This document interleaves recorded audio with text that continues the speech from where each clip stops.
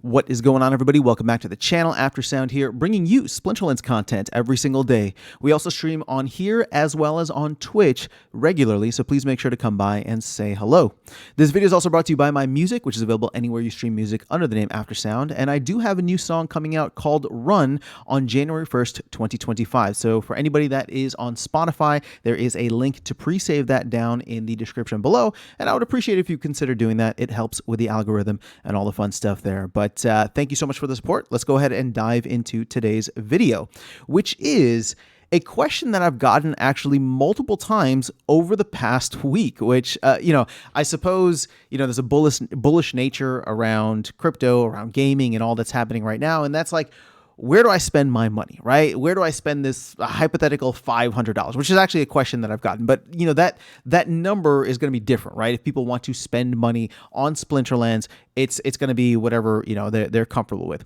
Now, I want to be very clear of what this video is not to start off with. It is not financial advice. I'm not, this is not going to be anything that's going to tell you like, hey, there's going to be crazy gains here, right? I have no price predictions for you.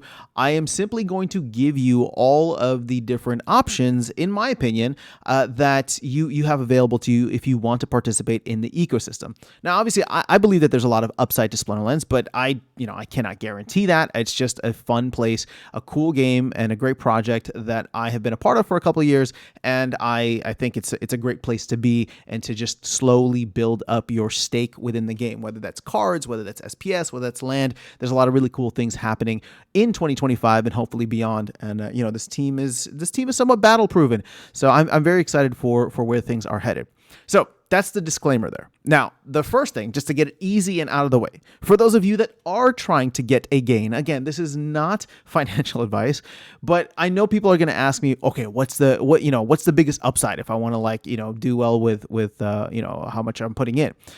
To me, the biggest upside is always going to be SPS, right? And that's not like a prediction. That's not like whatever, like literally the entire game and everything that runs, it all is supposed to drive value back to SPS, right? We have the whole flywheel mechanism where everything in the game, essentially burns DEC. And in order to get DEC, you have to burn SPS. And there's a finite amount of SPS out there in the ecosystem. So ultimately, like that to me is the highest upside potential. How much of an upside? I have no idea. Obviously, we are down more than 99% from our all-time high. Do I think that we're going to reach it anytime soon? Probably not.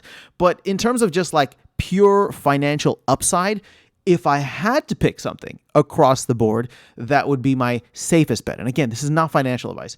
It would be that, right? Because everything else is just subject to whatever the meta is, whatever the team is doing. I mean, obviously, this is all, based on how the team is performing. But, with the throes of a crypto bull market potentially upon us and the way that this game economy is designed, everything is supposed to flow back to SPS. So if you're just looking for gains, right, that's probably where I would look. Now, that being said, as I said earlier, this is not financial advice. So if you're trying to make money, I don't even know that like this game or games in general are the best place to do that. There are a lot of other fantastic investments, which I'm not qualified to talk about, so I'm not going to. But I'm just saying, if you're trying to make money passively, like as an investment, there's a lot of really cool, interesting things that I highly suggest you research before thinking about just throwing money into Splinterlands to try and earn something on it. Now, that being said, there are ways to make money in the game that are both passive as well as active, right? You can just buy SPS and stake it, or buy SPS and throw it into a liquidity pool. And if you're familiar with that, then cool, right? I mean, you understand the investment side. But again, SPS to me has the highest upside just because all of the value is being driven back into that. Now, let's say you don't or are not as focused on SPS, right? It's more about like, hey, I want to participate in this ecosystem. Well, that's where it gets a little bit more interesting, right? And let me go over here to the game where you can actually see. So there's a couple of different things that you can get into here, and I guess I'll break it down into three separate parts. Land is the first one. And again, this is very, very new in its conception. It's very new in its design. There's been a lot of hiccups with land, but just because it's a little bit easier to talk about, like you can go in and if you want to, buy land, I think it's going for like $11, $12 right now, and you can just get started. This is like a more passive way to play the game, right? So for those coming from like an investment background, you can just passively participate in this. It's it's just available, right? There's going to be land 1.75 at some point next quarter, and then hopefully the team will continue to innovate on that. But again, this is not like something active. The returns aren't fantastic, but if you just want to participate, as I am, right? I have a couple of land plots, thinking about getting a couple more, but that is one way in which you could spend money.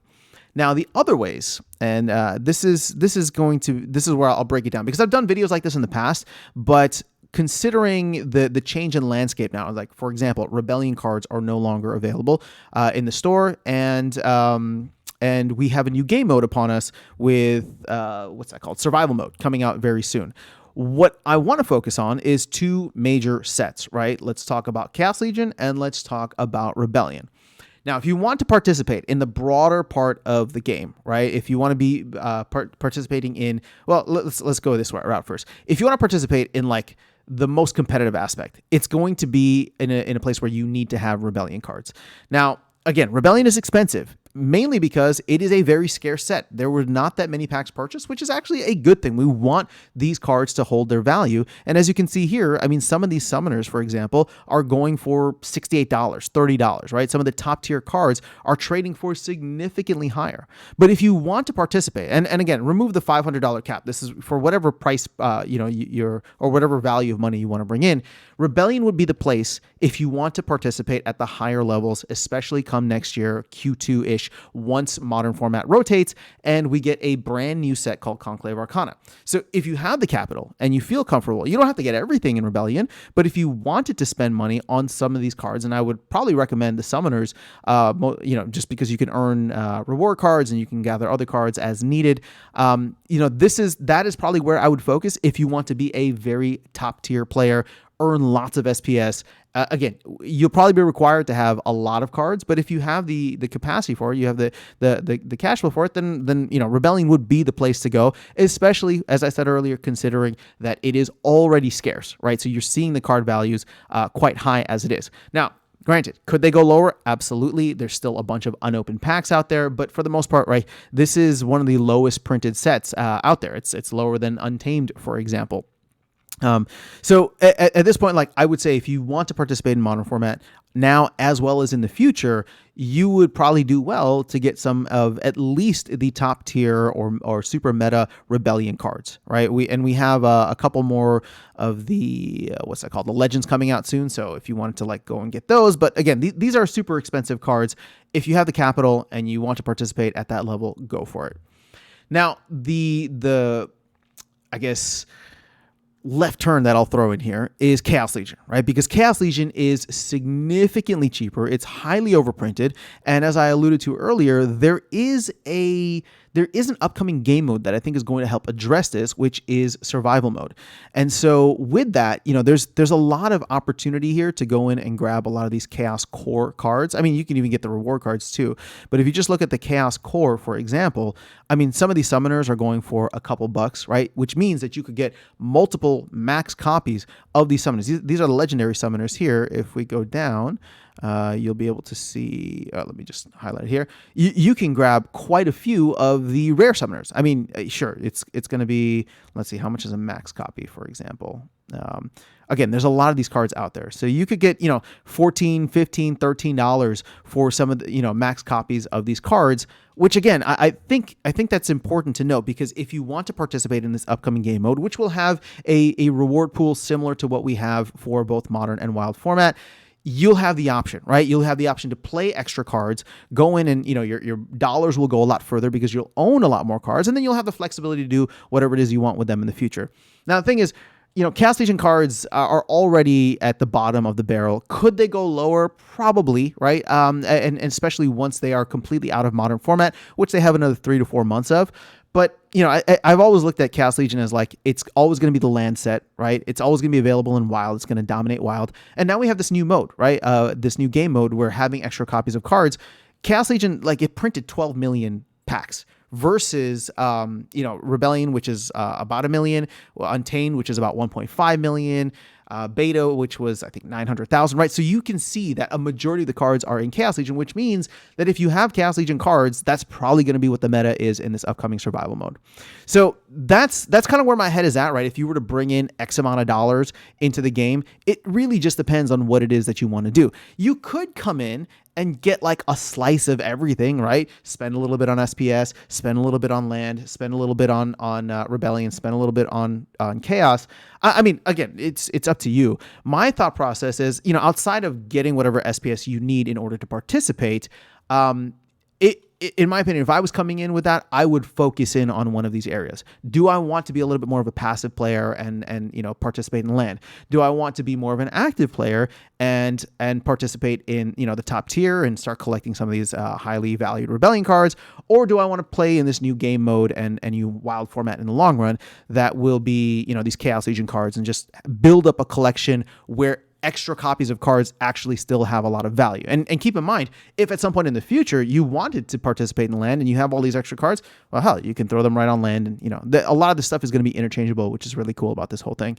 So that's where my head is at in terms of like how I would spend the money. And again, it's really just dealer's choice. It's your preference, however you want to participate. But hopefully this gave you a couple of different buckets in which you can choose to participate with this ecosystem as you please, right? Again, there's always going to be investor ways, which I don't necessarily want to get into. That wasn't like the point of this video, but for example, just so that I can have a clear thing here, as I said earlier, you could buy SPS, but there's also these pools, right? These liquidity pools if you wanted to just participate either SPS BNB, SPS DEC, or even within the game if you wanted to participate in like the land pools such as grain and then the upcoming resources later next year, or the DEC voucher one, right? I mean, there's opportunity here. Again, I think if you're just approaching this as a way to try and make a ton of money, there's always going to be better investments out there that are less active, more passive, and probably with better returns and less crazy volatility. But these are the options that you have here within Splinterlands, which is cool because at the end of the day, I view this, and I highly encourage everybody else to view this as just a game or a hobby or something which, of course, you're spending money on. But the whole idea is that you can build equity over the long run. Everything that you do allows you to get more SPS, which allows you to have a larger voice in the game's future in the long run, or maybe not the game, but in the DAO's future, which hopefully will be an expansion of not just the trading card game or the auto battler, but land and anything else that may pop up in the future. So that is all I have for you guys in this video. Let me know your thoughts in the comments below. Otherwise, I will catch you all in the next one and see you around the game. Take care.